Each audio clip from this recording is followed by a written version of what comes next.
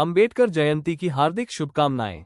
आज का दिन है उस महान आत्मा को याद करने का जिन्होंने हमें समानता, अधिकार और संविधान का उपहार दिया। चलो उनके विचारों को पढ़ें और अपनाने की कोशिश करें। Jai Bhim. Welcome to my channel. 1. Bharat में भक्ति या जिसे हम समर्पण का मार्ग या नायक पूजा कहते हैं का राजनीति में रोल होता है। दुनिया के किसी हिस्से में इस कदर नहीं होता जितना भारत में होता है।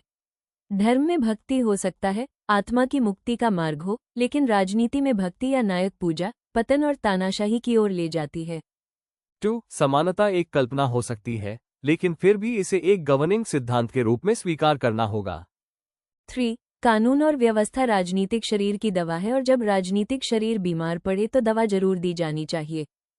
4. हर व्यक्ति जो मिल के सिद्धांत की एक देश दूसरे देश पर शासन नहीं कर सकता को दोहराता है, उसे ये भी स्वीकार करना चाहिए कि एक वर्ग दूसरे वर्ग पर शासन नहीं कर सकता। 5. संविधान केवल एक वकीलों का दस्तावेज नहीं है, ये जीवन की एक जीवंत संकल्पना है। 6. इतिहास बताता है कि जहां नैतिकता और अर्थशास्त्र के बीच संघर्ष होता है, वहां जीत हमेशा अर्थशास्त्र की होती है।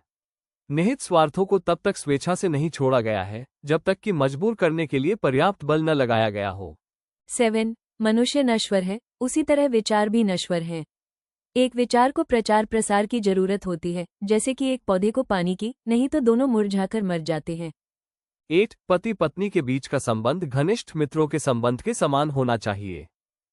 9. जब तक आप सामाजिक स्वतंत्रता नहीं हासिल कर लेते, कानून आपको जो भी स्वतंत्रता देता है वो आपके किसी काम की नहीं। 10. यदि हम एक संयुक्त एकीकृत आधुनिक भारत चाहते हैं तो सभी धर्मों के शास्त्रों की संप्रभुता का अंत होना चाहिए। 11. मैं किसी समुदाय की प्रगति को उस समुदाय में महिलाओं द्वारा हासिल की गई प्रगति से मापता हूँ।